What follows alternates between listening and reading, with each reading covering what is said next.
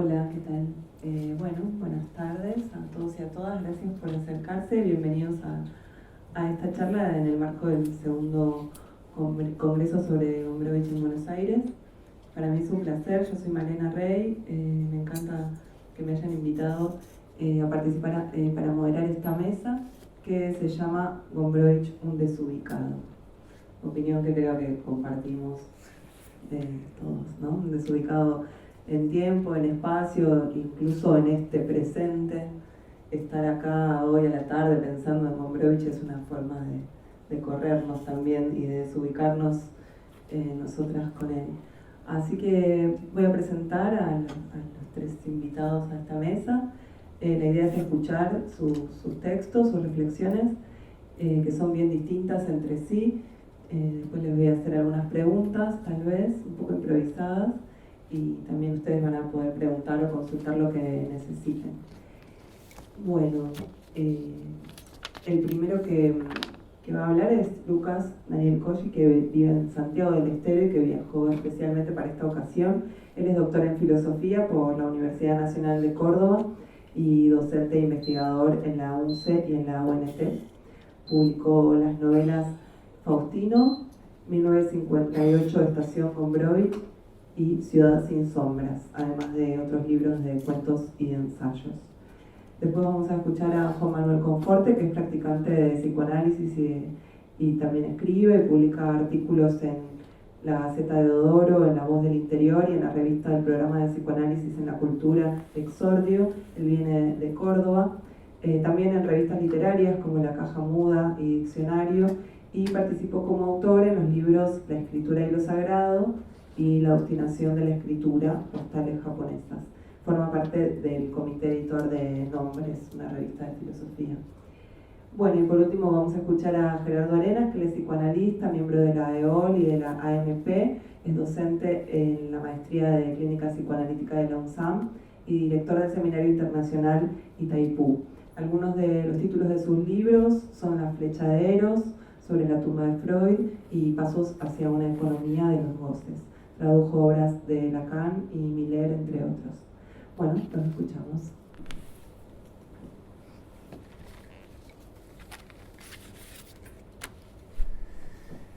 Gombrowicz, un desubicado. He quedado pensando un poco en el título de esta mesa. No sé si hay una interpretación oficial, pero quiero dar una propia. Vamos a dejar de lado todo lo que sea la desubicación en el sentido social, moral, etc. Y vamos a pensar la desubicación en el ubi latino, en dónde, paradero. Un desubicado, propongo pensarlo desde un castellano más propio como un desendondeado, alguien que no tiene su endonde de referencia, no se sabe a sí mismo dónde está. Y esto me recuerda a una expresión de un autor santiagueño que se llama Bernardo Canal Feijó, que dice en proposiciones en torno a la cultura argentina que el argentino nunca termina de ser donde está. Entonces me quedo pensando y lo digo en forma de pregunta, ¿no? Si no es eso Gombrowicz, ¿no? Alguien que no termina de ser donde está. No terminó de ser polaco cuando estuvo en Polonia, no terminó de ser argentino cuando estuvo en Argentina, pero paradójicamente esta es una descripción de ser argentino que propone Canal Feijó, ¿no? Y yo lo pienso a Gombrowicz desde Santiago, porque como todos conocen, están esas páginas inolvidables del diario de Gombrowicz con los días en Santiago, Y bueno, en Santiago también estuvo y no pudo ser. En el 21 de mayo de 2015, en la radio de la universidad, un escritor, historiador, amigo mío, publica una columna que le pone de título "Un polaco perdido en Santiago", y describe los episodios de Gombrowicz en la ciudad de Santiago, ¿no? Y me quedo con el perdido, ¿no? A eso me iba con este juego de palabras del desendondeado, ¿no? Aquel que no tiene su endonde, el desencontrado, ¿no? Y nos está hablando aquí de una especie de extravío, pero es un extravío querido, buscado, ¿no? Un extravío lujurioso, ¿no? Deseado, ¿no? Y del que no quiso rescatarse, ¿no? Ella creo que es la mirada que propongo para ver qué significa Gombrowicz en Santiago. Y lo que sigue, voy a decir tres ideas, rápidamente, algunos datos de Santiago para que se sepa, quienes nunca han estado, no conocen, qué Santiago es el de Gombrowicz y cuál es el Gombrowicz de Santiago. Al primero podríamos decir el Santiago real, el Santiago de 1958. Santiago es una ciudad de provincia. La provincia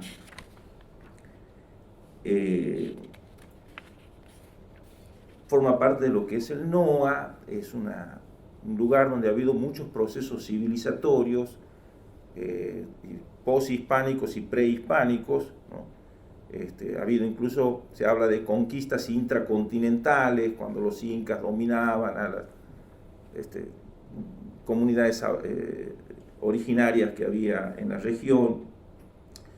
Por lo tanto, en general, cuando hablamos del NOA, hablamos de tres etapas: un NOA indígena, un NOA hispano-indígena.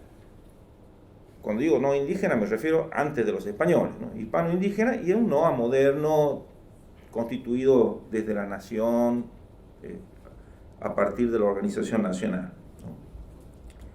¿Qué quiero decir con esto? Quiero hablar de la presencia de lo indio, ¿no? Pero la presencia de lo indio, paradójicamente, en Santiago es una borradura. El indio es parte del pasado.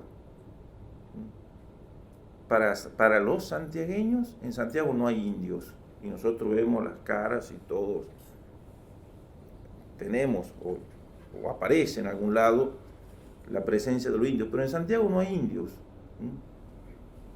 El discurso dominante instala esa idea, y el santiagueño se la toma así. Hay un libro de José Luis Grosso que se llama Indios Muertos, Negros Invisibles, ¿no? Y un poco plantea esta idea.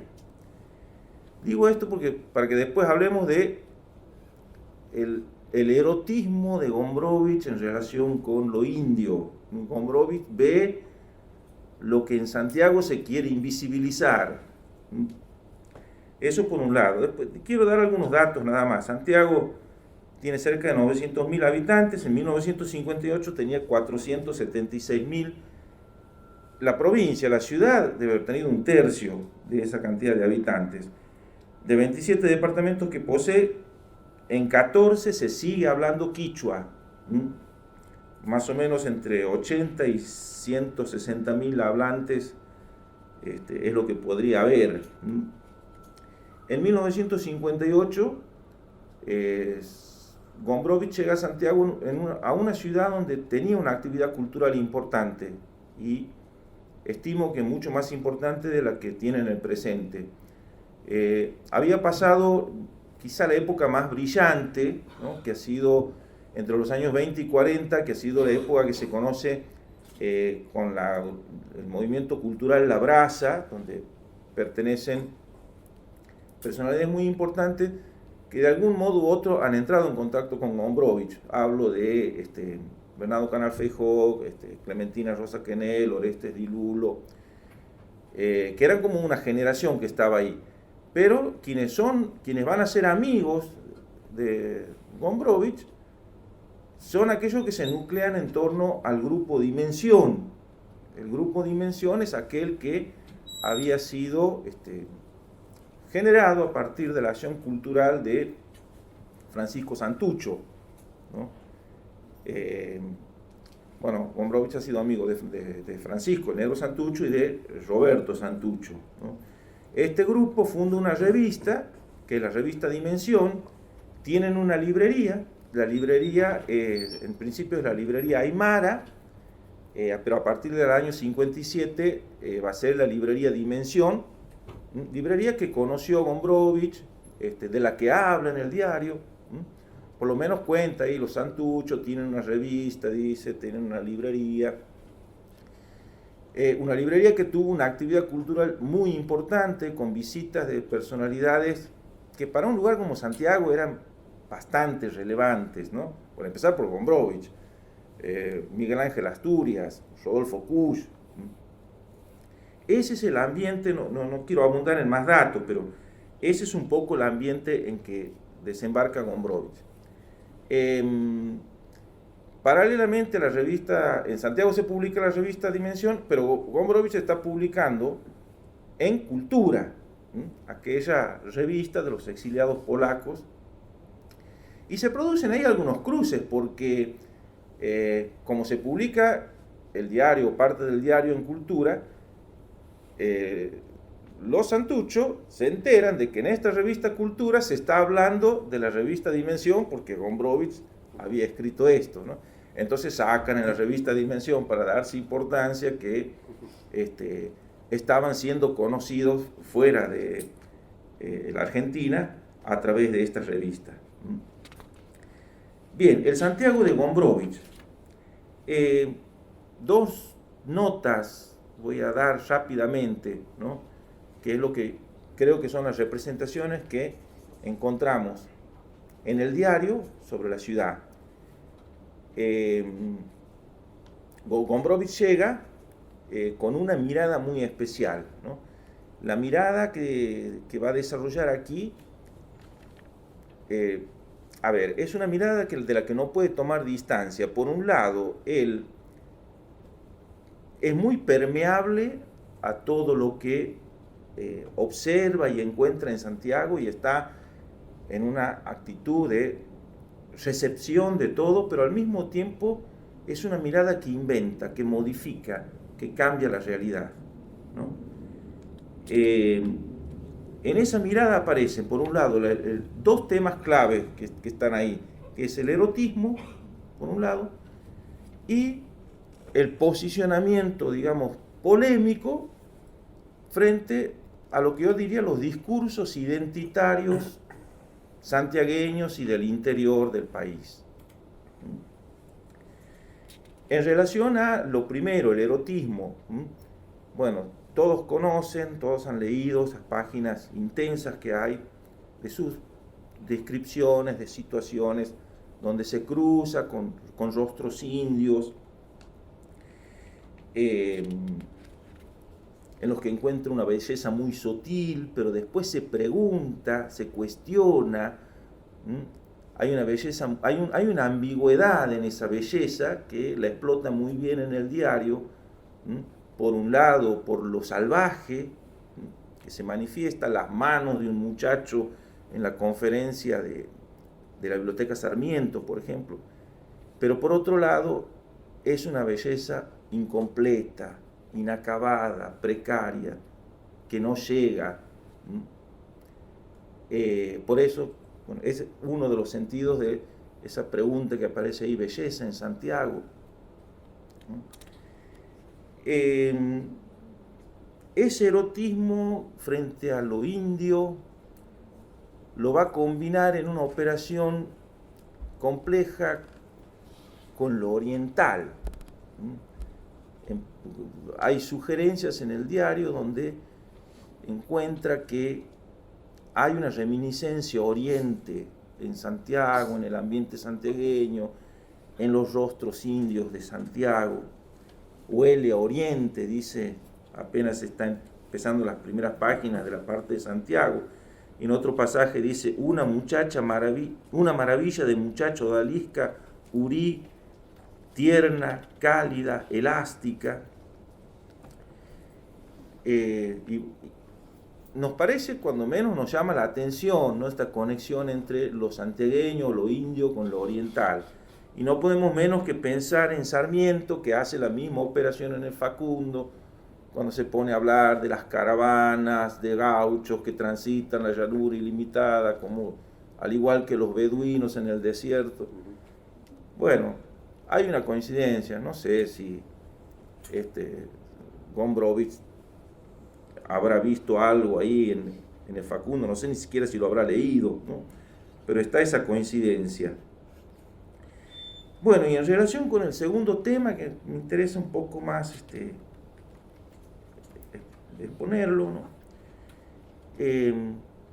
Nosotros podemos ver en el prólogo de Transatlántico, aquí quiero hacer una contraposición entre inmadurez ferdidurquiana versus polonidad transatlántica, ¿no?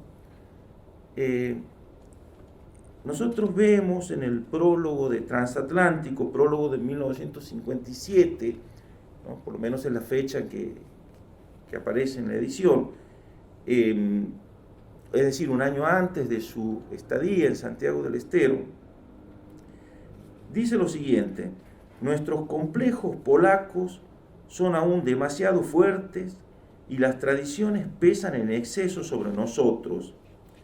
Hay quienes, y yo pertenecía a ellos, llegan a temer el término patria como si retrasara en unos 30 años a su desarrollo. Y después dice, superar la polonidad, aflojar esta relación que nos vuelve esclavos de Polonia, aunque sigamos siendo polacos, buscamos ser algo más amplio y superior al polaco. Cuando yo leo eso, siento como que él estuviera hablando a los santiagueños de Santiago, porque en el ambiente cultural que se ha vivido siempre, porque incluso hasta ahora todavía hay mucho de eso, existen ciertas ideas de tradición, de pertenencia, de identidad, de cultura, que él les llama nacionalistas y se burla, ¿no? Todos conocen las burlas que hay en estos pasajes acerca del discurso de los santuchos, ¿no? Evidentemente prestaba mucho oído a las ideas de Francisco Santucho porque las encontramos reproducidas casi tal cual en varios pasajes del diario, pero siempre en ese tono de burla, ¿no? Pero una burla que al mismo tiempo es admiración, una cosa extraña, ¿no? Es burla como diciendo aquel que ya está de vuelta, y al mismo tiempo que buscando incorporar y aprender. Decía, me parece que está hablando de esto, de estas tradiciones pesadas, ¿no?, esclavizantes, que nosotros las estudiamos bajo la figura de los discursos identitarios, o sea, esta idea de que se generan narrativas y distintos tipos de discursos que buscan de alguna forma dejar un anclaje de autoascripción o pertenencia, ¿no? Y que nosotros actualmente, o parte, cuando digo nosotros, digo parte de los que vivimos y pensamos en Santiago, sometemos a crítica porque cumplen funciones ideológicas en muchos casos, ¿no? Bueno, eso yo lo veo planteado en la relación de Gombrowicz, polonidad o Polonia en Transatlántico, ¿no? Es decir, es una suerte de denuncia de conciencia falsa por parte de Gombrowicz respecto de los polacos, y yo lo tomo en relación con los santiagueños, ¿no?, en el sentido de los polacos no son lo que creen o no creen en lo que son. Entonces aquí vemos como una correlación entre esta idea de polonidad y la idea de santiagueñidad, que está muy instalada, sobre todo a nivel popular, ¿no? Está bien, algunos escritores la han usado, pero sorprende cómo, no sé, pienso por ejemplo a veces en un festival folclórico, no faltan las glosas a la santiagueñidad, como un espacio de pertenencia irrenunciable y al que le debemos la autenticidad de ser, ¿no? Y bueno, he descubierto coincidencias, digamos que en otros discursos, como caso Octavio Paz, en El laberinto de la soledad, que habla de la mexicanidad, en un sentido muy parecido, y en uno de los números de la revista Dimensión, que no lo tengo aquí registrado, pero hay una nota sobre la peruanidad de César Vallejo, por ejemplo, ¿no? Bueno, en esto veo ahí la iluminación de Gombrowicz a los santiagueños, digamos. Propongo esto como aprendizaje de la mirada gombrowicziana para nosotros, ¿no? Y bueno, para no dilatarme mucho, voy a lo último. El Gombrowicz de Santiago, ¿no? Siempre me pregunto, ¿qué queda de Gombrowicz? Gombrowicz, lo recuerdo, Gombrowicz ha estado los 4 meses de la temporada invernal en Santiago, o sea, no es que ha estado 2, 3 días o de paso, ha convivido, se ha mezclado con los santiagueños, eso que hace en todos lados, lo mismo que hace en Tandil, lo mismo que hace en Buenos Aires, esa capacidad de mezclarse con la gente e interactuar con todos, ¿no? Bueno, esto es una cosa que lo digo siempre, lo que queda de Gombrowicz en Santiago son 50 años de olvido. Por ejemplo, yo lo había leído Gombrowicz y no sabía que había estado tanto tiempo en Santiago. No había leído el diario, por supuesto. Había leído Ferdidur, que es transatlántico, o que Bacacay, creo. En Santiago no se habla de eso, como no se habla de los santuchos. Ahora sí, ya voy a decir por qué, pero hasta hace un tiempo atrás no se hablaba. Para mí es una revelación, y para muchos, saber de esta permanencia y de la interacción que ha tenido con los actores, con los escritores que viven en Santiago, que vivían en Santiago. Estos 50 años de olvido, bueno, en los últimos tiempos ha empezado a verse lo que yo llamo un trabajo de la memoria, ¿no? Desde ciertos círculos se empieza a pensar en revitalizar la memoria de esta época. Entonces empiezan a aparecer algunas puntas de gente que empieza a investigar. Hay unos trabajos de Olga Astudillo en uno de los diarios matutinos de Santiago, donde recoge testimonios, ¿no?, de algunos que todavía en ese tiempo todavía estaban, que habían estado presentes en 1958. Es el caso de un sociólogo, escritor y poeta que es Carlos Virgilio Zurita, que era muy joven, habría tenido 17 años o 18 y estuvo presente en la conferencia que da Gombrowicz en la Biblioteca Sarmiento. Otra informante que aparece ahí, la señora Fabriciana Cardoso de Venturini, que era la dueña de la casa de hospedaje donde se aloja Gombrowicz, en la calle Roca Sur 1242. Y Gilda Roldán de Santucho, que es quien ha llevado la librería Dimensión hasta el año pasado, que cerró por razones económicas.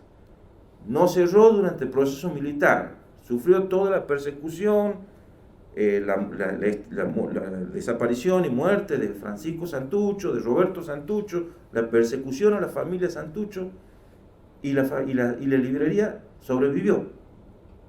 Y no pudo sobrevivir a una crisis económica.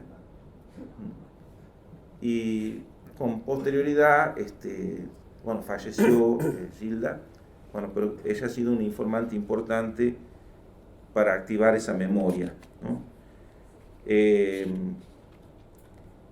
La memoria de Gombrowicz ha ido muy aparejada a la memoria de los Santucho. Los años de olvido han sido compartidos y los Santuchos también han encontrado ahora su hora de la memoria, diríamos así. Afortunadamente se han empezado a editar todas las obras, se han reeditado en versión facsimilar la revista Dimensión Completa con todos sus números en ese proyecto de la Biblioteca del Congreso de la Nación. Se han editado las obras completas de Francisco Santucho. Se ha hecho una edición en una editorial privada, pero es importante tenerla presente también, de Mario Roberto Santucho, Poder burgués, poder revolucionario, ¿no? Bueno, no voy a llevar más tiempo. Gombrowicz, un desubicado, vuelvo al principio, un desendondeado, que por un momento fugaz, efímero, brillante, como el sol santiagueño, ha encontrado su endonde de referencia en una estación llamada Santiago en el año 1958, en aquel invierno que ha dado lugar a aquellas páginas brillantes de el diario. Y como cierre quería decir, nos queda para pensarlo filosóficamente a Gombrowicz y su relación con Santiago, un juego de antinomias, ¿no? Que a mí me sirve para pensar, ¿no? Que es la antinomia regionalismo-universalismo, o sea, el regionalismo del interior, el universalismo gombrowicziano, esencialismo, constructivismo, madurez de las formas en la tradición, inmadurez ferdidurquiana, comunismo revolucionario, anticomunismo escéptico. Y bueno, no quiero robarle más tiempo a mis compañeros de mesa. Por el momento este va a ser el aporte, si podemos después discutir alguna cuestión que surja. Muchas gracias.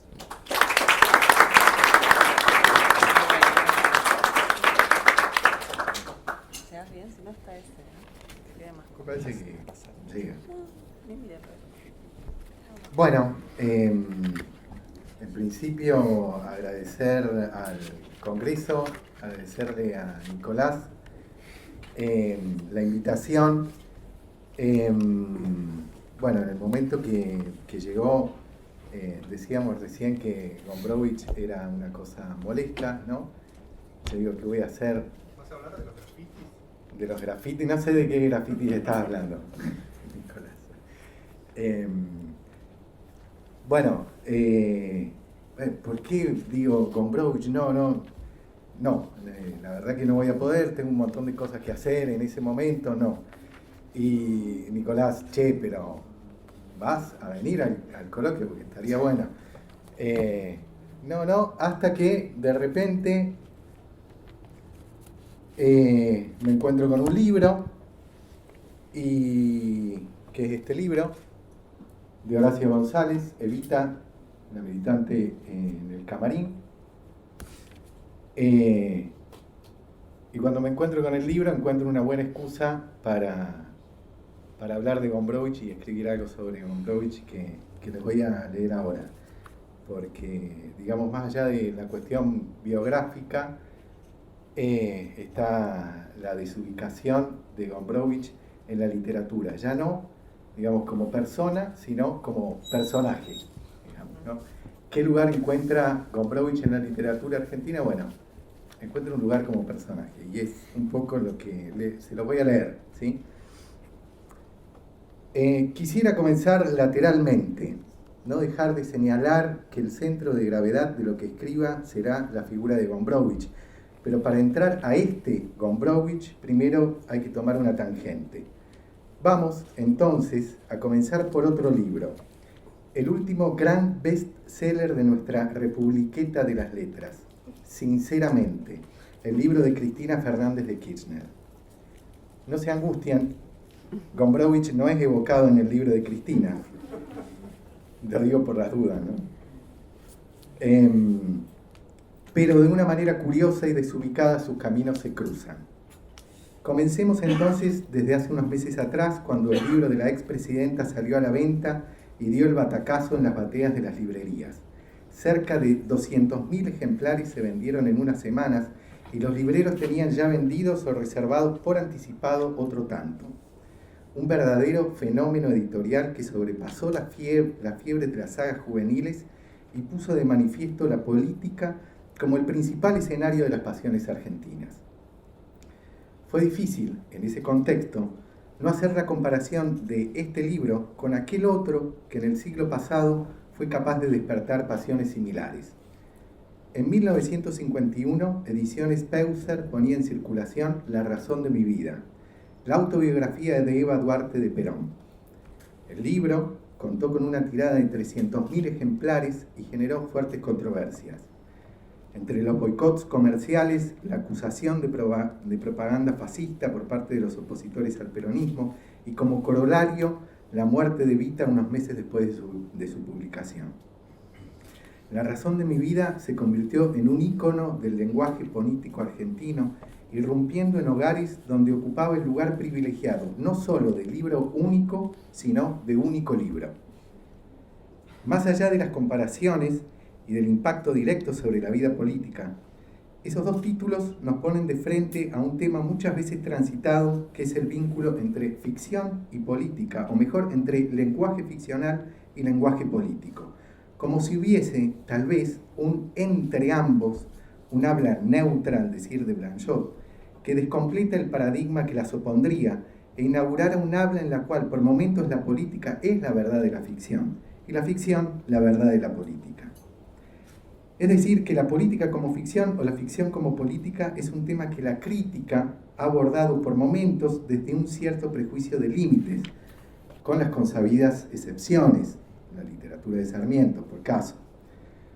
Por momentos pareciera que la ficción puede tomar la política como tema o que la política puede tomar ciertas ficciones para la creación de relatos, pero rara vez se leen los libros políticos como literatura, como Borges proponía leer la Biblia como literatura. Repito, ante una audiencia entendida, con las consabidas excepciones.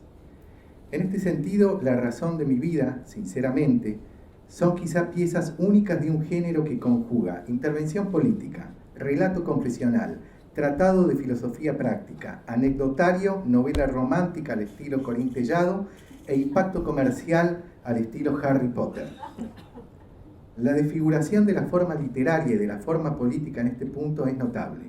Y detrás de los tonos profundos que pretenden por momentos dichos libros, siempre hay algo impostado que resuena cómicamente, es decir, que hay algo en el fondo que suena a un engaño que no oculta sus intenciones, es decir, a ficción. Por supuesto que ese uso intencional de la literatura hacia fines non santos no suele ser bien visto por la corrección política literaria, que se alimenta de autores que componen obras con personajes y no de personajes políticos que montan su obra como si fuesen autores. En su momento, incluso, se vio en esa creación de personajes políticos como personajes literarios un peligro fascista. Recordemos, si no, a Virgilio Piñera, quien escribió en el 46, año de su dirección del Comité de Traducción de Ferdidurque, aquel cuento titulado El muñeco, para poner de relieve el simulacro ficcional con el cual la política crea a sus candidatos como personajes literarios, rompiendo constantemente los lazos coherentes de la realidad consigo mismo, es decir, del principio de identidad entre persona, candidato, personaje y obra. En este punto, estos libros que citamos para comenzar, y Gombrowicz, ¿dónde está todo esto?, demuestran al mismo tiempo tal maestría e ingenuidad en la creación del personaje que inevitablemente nos lleva una y otra vez a una pregunta: ¿quiénes escribieron verdaderamente esos libros? ¿Fue Eva Duarte quien tomó voz y manos a la obra para delinear su voluminoso encomio al general Perón? ¿O fue alguien más? Así también se instaló en los cafés, en las reuniones universitarias, en las conversaciones de la cena, en los divanes de los psicoanalistas, la pregunta por ¿quién fue el ghostwriter de Cristina? De esta última pregunta no tenemos todavía respuesta. La nueva grieta se divide entre aquellos que piensan en una intervención propia, en una inspiración y un trabajo pura y exclusivamente de Fernández, si hasta es como si te estuviese hablando, dicen algunos fanáticos, y otros que piensan en un trabajo dedicado entre editores y escritores contratados. De la primera pregunta, por otro lado, sí tenemos una respuesta, aunque también con la respuesta un gran enigma. Así sabemos que el ghostwriter de La razón de mi vida fue el periodista español Manuel Penela da Silva, confundido durante mucho tiempo con un escritor brasilero. Los datos certeros sobre el proceso de aquella edición, cómo fue que Penela da Silva llegó a convertirse en el autor de aquel libro, escasean. Ese vacío de datos certeros abierto por esa pregunta, hablando de figurar, es explotada por Horacio González en un pequeño libro que escribió en su exilio brasilero, Evita, la militante en el camarín. El libro, publicado en San Pablo en 1983, está bonitamente editado, fue escrito en portugués y no tuvo traducción al español hasta hace unos escasos meses, apenas unos días antes de que sinceramente explotara en las bateas. Que la editorial de la Facultad de Filosofía y Humanidades de la UNC publicara una nueva edición traducida y anotada por Carolina Rubca. Además de sinceramente, el libro coincide con una nueva insistencia que vuelve a poner en juego el significante Evita en la literatura de este siglo, de este decenio, y del centenario, ¿no? Podría citarse a Piglia, quien en su libro póstumo sobre los casos del comisario Croce relata en uno de sus cuentos el hallazgo de una película pornográfica que la tenía como protagonista, o la publicación reciente también en Córdoba del libro de Paco Yamandreu sobre sus encuentros con la primera dama, o al mismo Horacio González, quien en su reciente Besar a la muerta la hace protagonista ausente de ese asado en donde el cuerpo de Eva, el acto cárnico del ritual argentino y el beso del general a ese cuerpo que ya no tiene vida sirven de mito inaugural de los años posteriores. El cuerpo de Eva, su cuerpo, digamos, significante, resurge como aquel cuerpo del delito del que nos habla un autor que se llama Bernard Bass, cuerpo que hace falta, agujero en una comunidad, en un Estado. Una insistencia y una coincidencia. Y las coincidencias, como dice González, que dice Gombrowicz, quien por cierto lo dice, son la organización de lo absurdo. En este caso, González toma la figura de Penela da Silva y ficcionaliza un posible itinerario del escritor en busca de la biografía perdida de Evita. La estrategia realizada por González y definida en su prólogo por nada más y nada menos que Néstor Perlonger es la de trasvestirse. Un tipo de estrategia que desde el psicoanálisis podríamos llamar del semblante, es decir, ponerse en la piel de un personaje o un objeto para poder decir aquello que nuestro apego a la realidad y las buenas formas no podrían decir. Uso deliberado de la forma para desfigurar y así tocar el cuerpo de lo real. Y es justamente en este punto cuando Horacio Penela da Silva comienza su investigación que nuestro Witold Gombrowicz hace su aparición. Cito: antes de comenzar mi investigación debía hacer un contacto que me interesaba sobremanera. Otto Maria Karpo me había dicho de un escritor polaco que fue sorprendido en la Argentina cuando comenzó la guerra y decidió quedarse allí. Podría darme toda clase de ayuda e información. Me dijo: Gombrowicz está en la primera fila de la literatura mundial. Su Ferdidurque es una novela preciosa, pero en Argentina nadie le lleva el apunte y él se burla de todos. Fin de la cita. Así, Gombrowicz se convierte en una especie de Virgilio, no Piñera, de da Silva en los intrincados círculos infernales de la Argentina peronista. Le conté a Gombrowicz el real motivo de mi estancia en Argentina y le resultó divertidísimo. Claro, no podía ser de otra manera. Las intervenciones de Gombrowicz en la novela de González son precisas, no en un nivel ni filológico, ni histórico, ni apegado a cualquier tipo de información real sobre el tema, sino que son precisas en términos de narración e interpretación que da el polaco sobre diversas cuestiones en torno a la misteriosa biografía pre-Perón de Eva Duarte, pero sobre todo de su comprensión original del peronismo como un movimiento estético. Cito: no en nombre de una estética milenarista sombría, fáustica, demoníaca, aclara González que aclara Gombrowicz, sino apenas una elaboración menos pretenciosa de carácter democrático, marcada por un hambriento hedonismo popular. Por ejemplo, frente a un relato sobre la vida y única muerte, sobre la doble vida y única muerte del padre de Evita, en la cual la madre intenta entrar al velorio para cumplir con el ritual de despedida, Witold interviene. Como usted ve, me dice Gombrowicz, esta es una escena de cierto dramatismo, pero visto de otra manera, dejando un poco de lado la discusión deprimente entre la vida y la ley, era una disputa por los nombres, como esas querellas medievales que insistían en que los nombres son formas de conocimiento que deben permitir avanzar sobre la realidad. Fin de la cita. Así, Gombrowicz interviene desde un lugar de extimidad. Puede leer los mismos signos desde una interioridad más íntima, ya que viene desde afuera. Y es ese gesto el que toda una generación de escritores va a encarnar en la figura de Gombrowicz. Es aquella conjunción de crítica y ficción, para tomar prestada la denominación de Piglia. Y es justamente con Piglia que Gombrowicz, como personaje, pero también como sede oficial de un modo de interpretación de la realidad, toma un nuevo lugar en el canon de la literatura, a la vez como escritor de culto y personaje literario, como autor y creador de un dispositivo de escritura. Autor y, en términos psicoanalíticos, significantes. Es que ¿no fue acaso Gombrowicz que con su diario, pero sobre todo en una ficción como Transatlántico, logra la mueca exacta del salón literario argentino? ¿No fue tan crítico como ficcional en sus apreciaciones sobre la Argentina que le tocó vivir? Apenas unos años separan la publicación de Respiración Artificial de Evita, la militante en el camarín. La presencia de Gombrowicz en ambas es llamativo, no solo por su mera aparición, sino por la herencia que deja descubrir en esa generación de escritores. Podemos signarlas en dos grandes cuestiones. En principio, la premisa al estilo del cosmos gombrowicziano de que la realidad, esa ficción que llamamos realidad, está articulada a partir de un enigma a descifrar, de una especie de misterio que nos obliga a preguntarnos frente a un hecho el cómo se estructura el universo a partir de este centro. Ese dispositivo puede servir para construir un relato, para armar una teoría crítica, para encarnar la ficción histórica o la teoría política.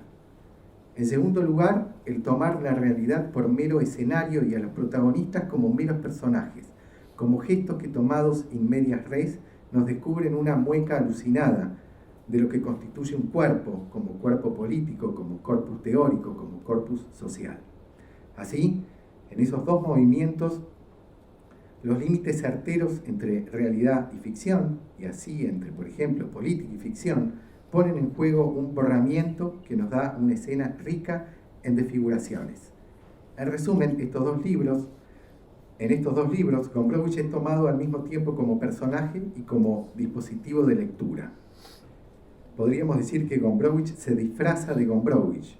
Por ello, siguiendo la premisa con la que comenzamos, de que las coincidencias son la organización de lo absurdo, no es nada más ni nada menos que Gombrowicz quien casualmente llega a la Argentina en épocas de ascenso del peronismo, quien puede decir su verdad. Los vínculos de Witold con el peronismo han sido analizados por otros ensayistas. Me quedo con algo que leí por ahí. Gombrowicz no se llevaba bien con los líderes del peronismo, con el autoritarismo, pero se fascinaba con su cultura, con la frescura del populacho en el cual veía y perseguía el cuerpo mismo de lo argentino, es decir, sus diversas formas de gozar. Por eso, González puede hacerle decir a Gombrowicz que uno de los temas principales de la literatura argentina, pero sobre todo, algo que tocaba ese cuerpo mismo de lo argentino, era la humillación. Y que si quería saber algo de la humillación, pero sobre todo, si usted quiere saber algo sobre Evita, lea Emma Sums, el cuento de Borges, en vez de buscar documentos en un registro. Y continúa: la humillación es un castigo que nos infligimos para luego poder interpretar las humillaciones a los que sometemos a los demás como justicieras. No he encontrado en Gombrowicz una frase así, pero sí el tono y la intención. El dispositivo Gombrowicz permite o permitió en esta novela, pero para toda una generación, la posibilidad de posarse en un punto de extranjeridad e impostura que en su deformación de los relatos históricos, políticos, ajustados a la realidad, puede tocar cierto goce concreto de ese cuerpo ideológico que compone una realidad, en este caso una realidad política. Humillación y justicia, justicia y humillación son en este punto las claves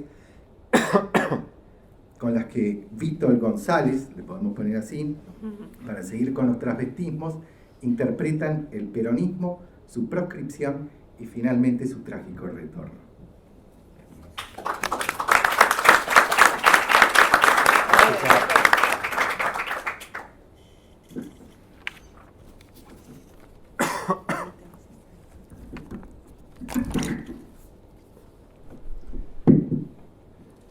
Bueno,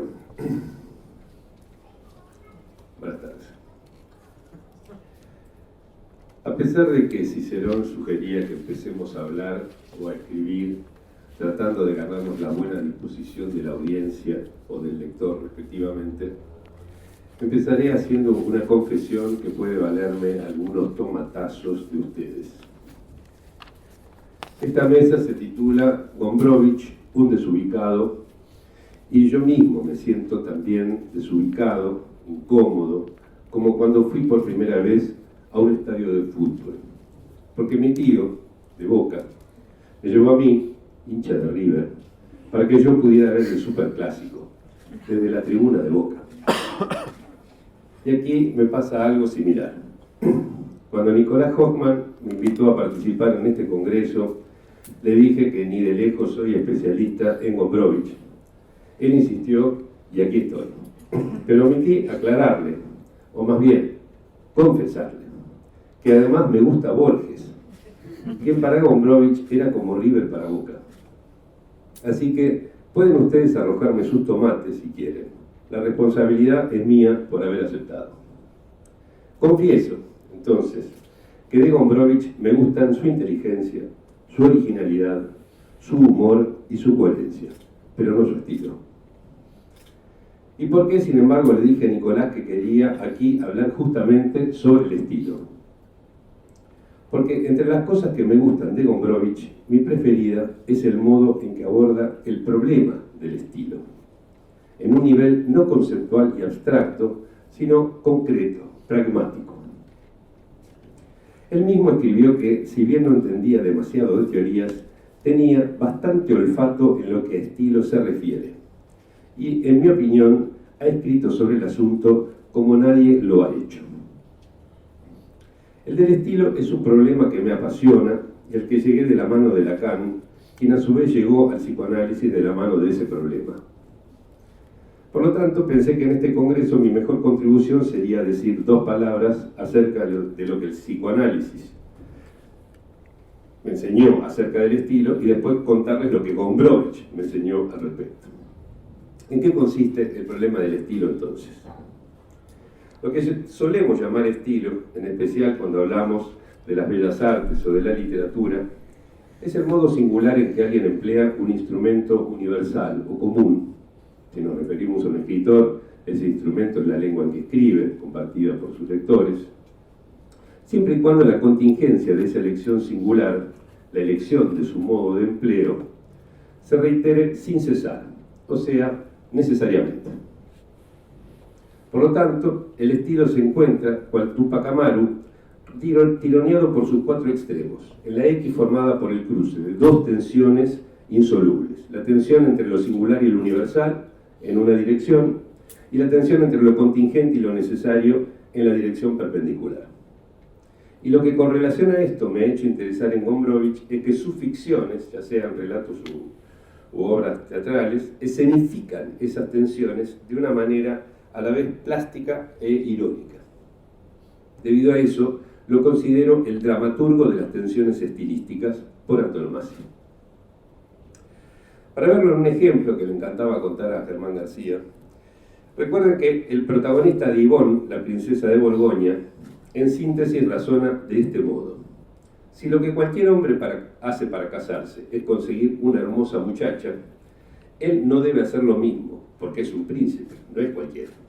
Por consiguiente, se une con la horrible Yvonne, cuya presencia en el palacio terminará destrozando todo el orden aristocrático. Entonces, ¿qué? Una vez caído el telón, ¿qué nos queda de esto?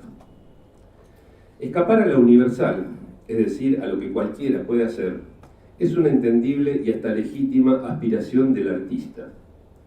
Pero esta comedia de Gombrowicz sugiere que si el artista se deja guiar únicamente por esta aspiración, puede terminar haciendo desastres, como el príncipe con Ivonne.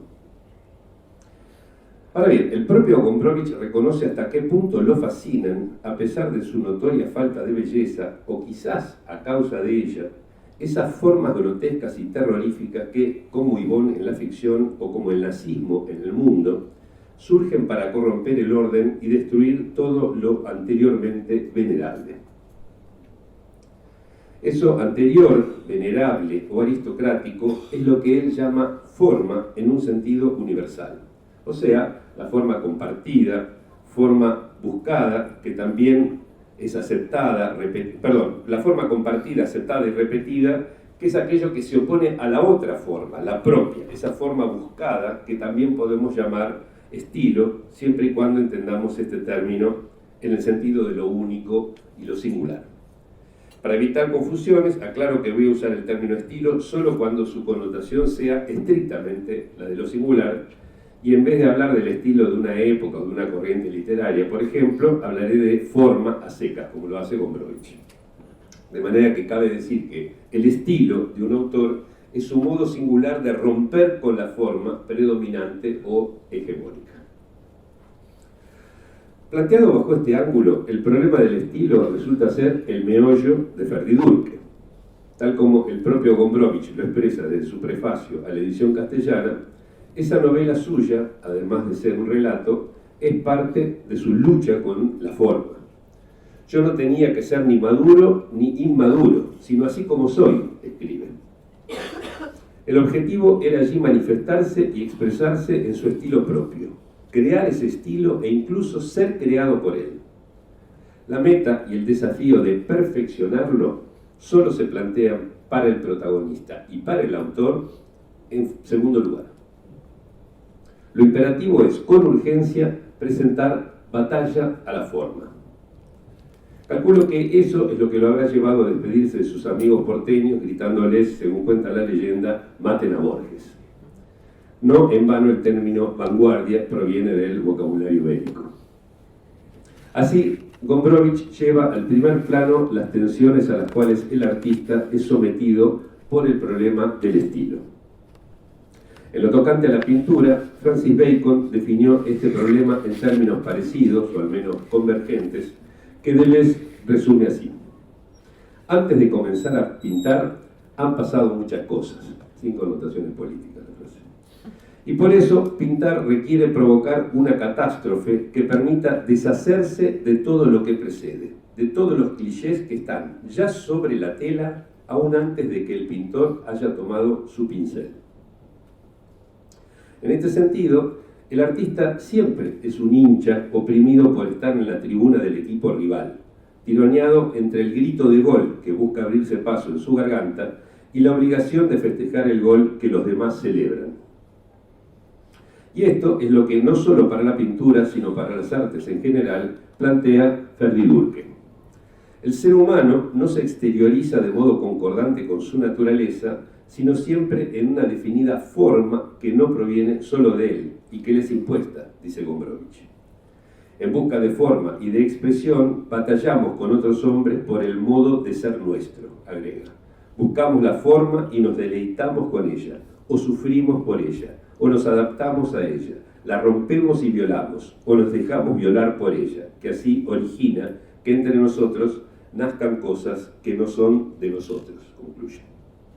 Y por eso él aconseja al artista que busca la singularidad de su estilo liberarse de la forma, quitarse el yugo con que ella lo oprime y dejar de identificarse con aquello que lo define. Algo así como ir en contra de la santiagueñidad. Algo que, dicho al margen, metaforiza bien lo que ocurre en un análisis, donde el sujeto va en busca de lo singular y para ello debe romper con ciertos clichés y destruir algunas identificaciones que lo definen. En su diario, Gombrowicz generaliza esta presión de la forma, que constituye el riesgo y el tormento del artista, a toda la realidad humana. Y se pregunta si acaso esta no es obsesiva. No me sorprendería, dice con delicado humor, que en el principio de los tiempos haya habido una asociación gratuita y repetida que fijara una dirección dentro del caos, instaurando un orden. En mi opinión, esta no sería una mala manera de definir la razón misma. Una suerte de forma universal cuyo molde contingente, cristalizado allá lejos y hace tiempo y conservado por inercia, encorseta nuestra singularidad.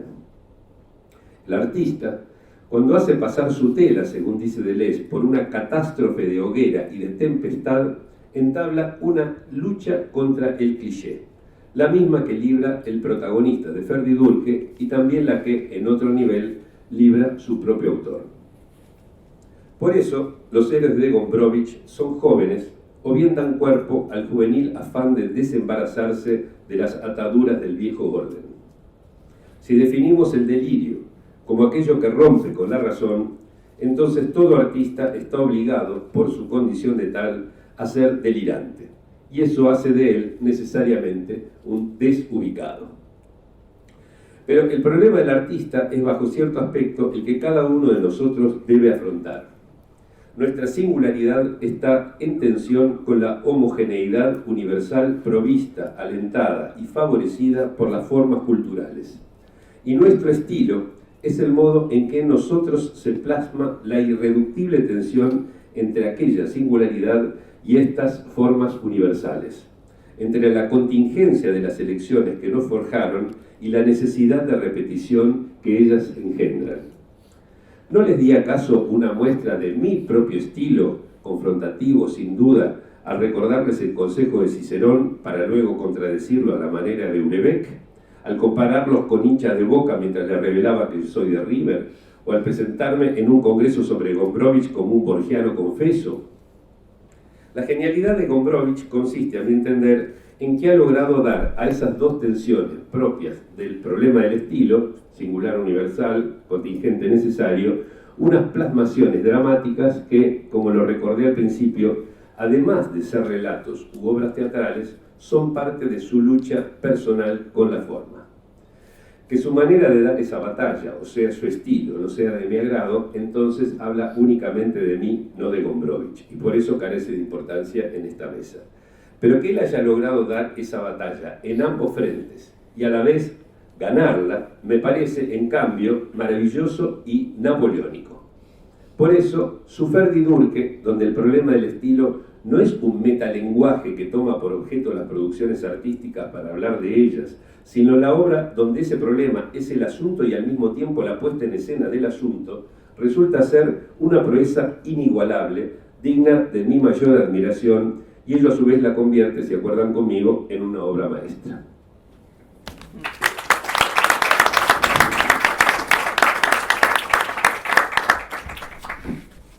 Hola, bueno, muy buenas las intervenciones, gracias. Tomé algunas notas, les voy a preguntar algunas cosas yo, pero la idea es que abramos un poco la conversación. Seguramente a ustedes también les quedaron algunas cosas para comentar.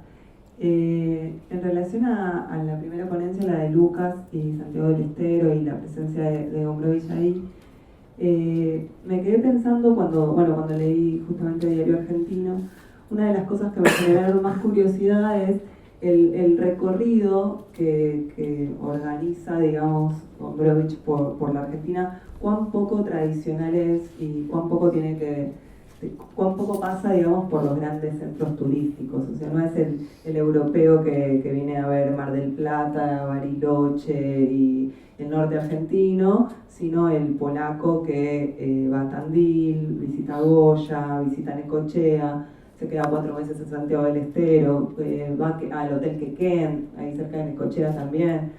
Ni yo conozco Santiago del Estero, ¿no? Ni Goya todavía. Entonces me llama la atención siempre pensar ese tipo de deriva y las cosas que le fueron sorprendiendo a él. Por ejemplo, en Tandil él llegó, habiendo escuchado gente que le decía: en Tandil te aburrirás a morir. ¿no? Y él va a Tandil y se hace un grupo de amigos muy jóvenes, entre los que está ahí Paola, y extraña después Tandil, o sea, le pasa todo lo contrario a eso que la expectativa haría esperar que suceda, ¿no? Y me parece que un poco lo que pasa en Santiago es algo similar. Me interesó mucho lo que decías de esa antinomia entre el regionalismo y el universalismo, ¿no? Un europeo que viene de un gran barco con el que cruza el mar, que llega a una capital en la otra punta del mundo, en la que decide permanecer por el estallido de la guerra o por varios motivos seguramente, y es el mismo extranjero que decide conocer estos pueblos del interior y como un poco mezclarse con el argentino medio de esa época. Entonces me interesaba un poco preguntarte eso, ¿no? Porque me parece que así como nosotros ahora, no sé, yo cuando volví a Tandil y dije, uy, acá estuvo Gombrowicz, había algo que iba a buscar ahí a partir de los ojos y de la mirada de un otro extranjero que me hacía todavía más interesante la visita por esa ciudad. También me pasó en Mar del Plata cuando fui tras la pista de la casa en la que había vivido Osvaldo Lamborghini. Como que una vez que hay un escritor que lo transita, también hace que quieras visitarlo de otra manera, que te encuentres con otra cosa. Y entonces cuando hablabas de los 50 años de ausencia, de registro del paso de Gombrowicz por Santiago del Estero y todo lo que se podría haber trabajado sobre esa visita durante esos 50 años con gente que seguramente lo trató y que después murió, ¿qué te produce como santiagueño a vos saber que estuvo ahí? Y si notás que hay algún rasgo que él enaltece de Santiago, por ejemplo, que se nos pasa de largo por conocer tanto el lugar, ¿no? Yo siento a veces que Gombrowicz también producía esos destellos de lucidez en espacios en los que iba a una plaza del pueblo, son todas iguales para nosotros como argentinos, y notaba algo que tal vez se nos escapaba, ¿no? Entonces quería preguntarte un poco eso, si somos nosotros quienes enaltecemos esos espacios porque él pasó por ahí, o si es él el que nos marca dónde tenemos que mirar, incluso esos lugares que ya conocemos de memoria. Bueno, me parece que tu pregunta tiene como dos niveles. Uno orientado a la cuestión del espacio físico, del sí, mapa gombrowicziano, digamos, que sí, así como aquí en este congreso está el City Tour Gombrowicz, podríamos hacer también en Santiago un City Tour Gombrowicz, porque los lugares están, ¿no? Está, por ejemplo, todavía... Puedes hacer lo que hacemos nosotros, es inventarlos. ¿Cómo? Los podés inventar. Los podemos inventar, pero no es necesario inventar tanto porque hay mucho de lo que está y que uno lo puede hacer la correlación con el diario. Y no sé, el Hotel Savoy, ahí está el edificio histórico como era, como no sé si la pieza donde se ha alojado Gombrowicz estará igual, pero está ahí. La casa de hospedaje, porque bueno, los primeros días estuve en el hotel, pero bueno, no le daba el bolsillo y tuvo que ir a una pensión, ahí céntrica también, también está el Parque Aguirre, la plaza, bueno, las cosas que nombras, ¿no? Tu pregunta también apuntaba a qué valoraba él de Santiago. Claro, que ellos encontraba que por ahí se les pasaban de la Y la verdad es que tu pregunta me pone incómodo porque él en todo momento se burla mucho de todo, ¿no?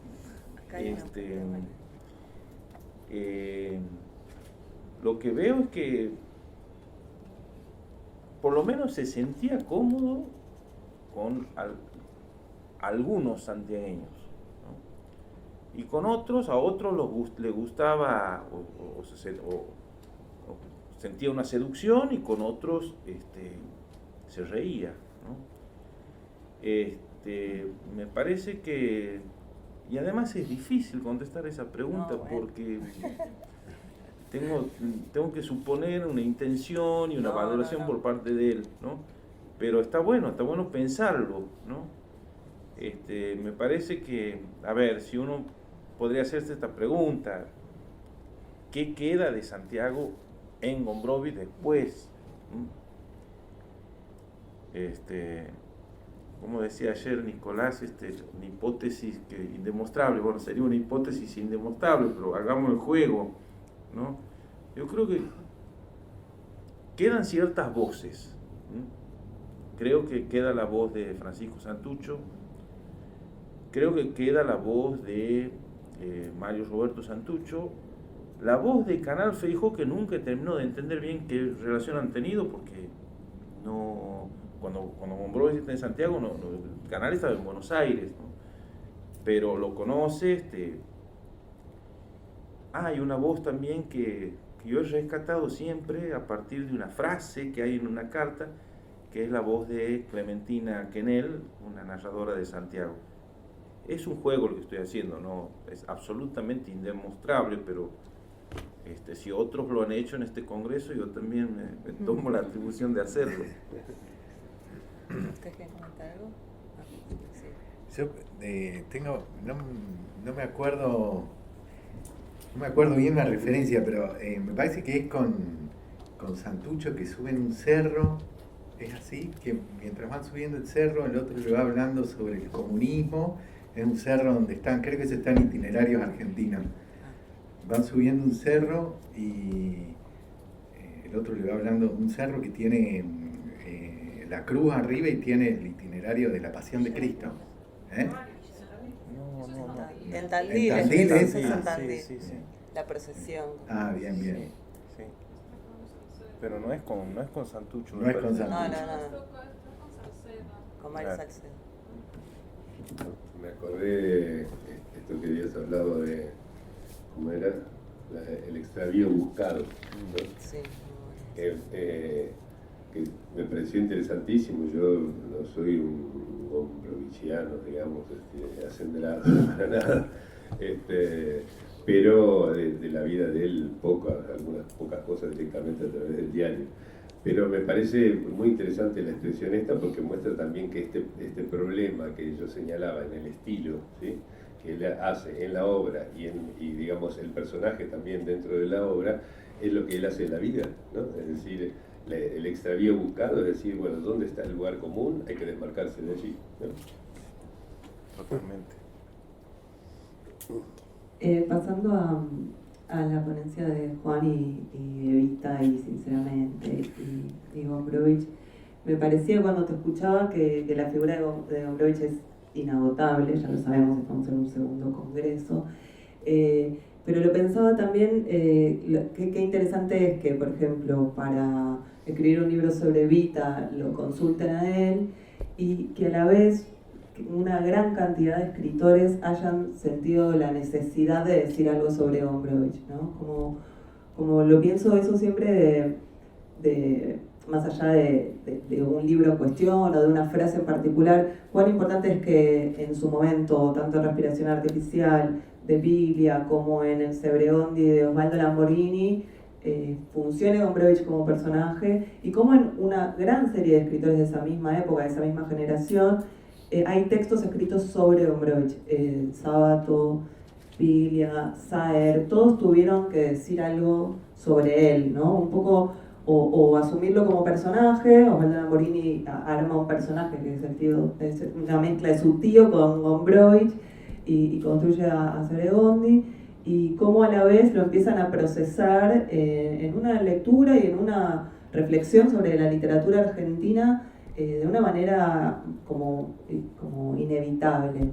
Y me parece que habría que pensar también cómo eso pasa con unas pocas figuras literarias. Bueno, Evita se convierte justamente en figura literaria, ahí hace algo parecido a lo que sucede con Gombrowicz en algunos casos de la literatura. Es tomada por Leonidas Lamborghini, es tomada por Perlonger, por Coppi, como que también es una figura pública, política, que se convierte en un personaje de ficción, en una protagonista de un poemario. Entonces pensaba un poco preguntarte eso, si sentís que en el presente cuán inagotable sigue siendo esta lectura de Gombrowicz y de Evita en algunos otros casos que vos identifiques de autores que sigan produciendo a partir de ellos. Bueno, en algún punto me parece que es una pregunta que se puede ligar a lo que Sí, decía Gerardo sobre el estilo, digamos, y sobre si de ese estilo hay algo transmisible o no, o si hay algo que de ese estilo pasa a la cultura, digamos, ¿no? Y se inscribe en la cultura ya no como una mera imitación o no como, sino que se convierte en una suerte de dispositivo narrativo, ¿no? En el caso de Gombrowicz, bueno, tomaba yo esos dos, que es respiración artificial y este libro de Horacio González. En el caso de Evita, bueno, muchísimo más, ¿no? Walsh, no sé, el libro de Manuel, bueno, hay la figura de Evita definitivamente se ha convertido en un personaje muy rápidamente, y hoy en el centenario me parece que se explota, ¿no? Por un lado. Es muy curioso porque este libro de Horacio González va hacia Evita en dos libros. En este libro, que es del año 83, y en un libro reciente, que creo que es del 2015 o 2016, que se llama Besar a la Muerta, en el cual, bueno, son una gente que se junta a comer un asado y empiezan a hablar sobre Evita, y ese asado se empieza a convertir como una especie de ritual, donde en realidad lo que están comiendo no es precisamente el asado, sino que hay algo del cuerpo que... Bueno, y es muy curioso que el estilo, digamos, irreverente, el estilo Horacio González, que es una persona, bueno, muy correcta, ¿no? Toma la figura de Gombrowicz en este caso, y en otros casos toma sus personajes para decir cosas que no diría ni a palo, digamos, ¿no? Que no saldrían de su boca, pero alguien las tiene que decir. Bueno, Gombrowicz en algún punto como personaje funciona como ese que puede decir lo que nadie puede decir, ¿no? Si pudiera ser un rasgo, digamos, ¿no? Hay una obra de Pompeyo Oliver que dieron en el teatro hace poco, que también la toma Evita de la misma manera. No, es un comentario. Bueno, a ver cómo estamos de tiempo. Me parece que ya es momento de abrir a preguntas, porque en breve empieza otra charla acá, así que ¿alguien tiene algo para comentar?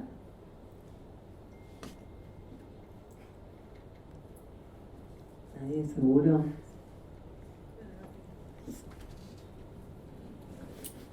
Buenas tardes, quería preguntarle al doctor santiagueño.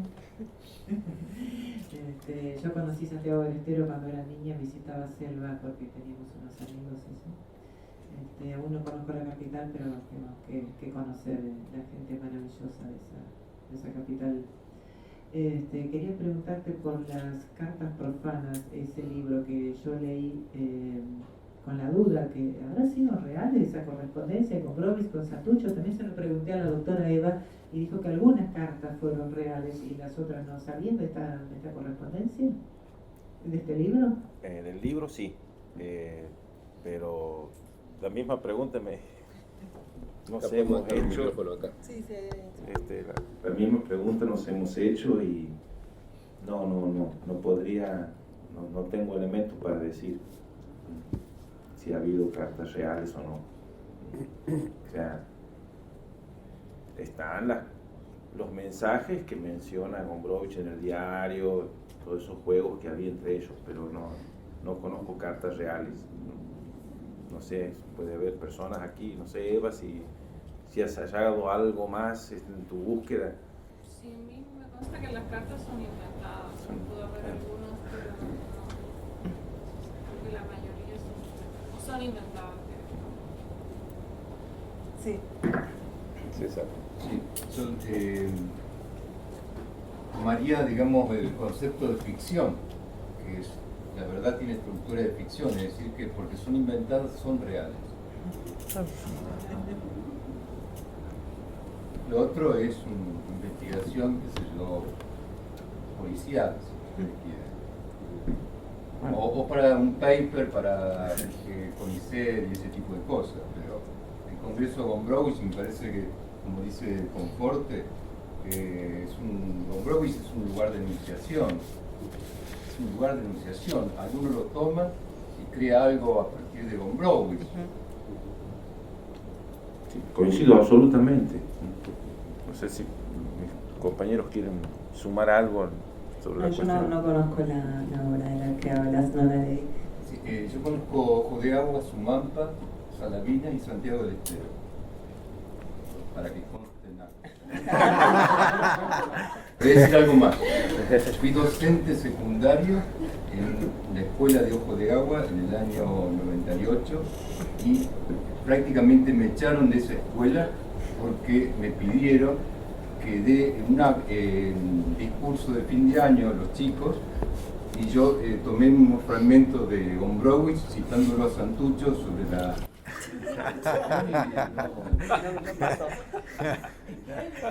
En el 98.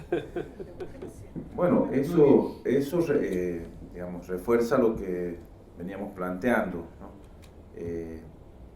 Los nombres de Santucho y de Gombrowicz estaban proscriptos, estigmatizados, echados al olvido, peor, al silencio, ¿no? Y en ese año todavía, a pesar que estábamos en democracia, todavía pesaba sobre el nombre de Santucho una carga muy grande. ¿Cuándo empezó a cambiar? No sé, pero es en los últimos años, afortunadamente. ¿Alguien más?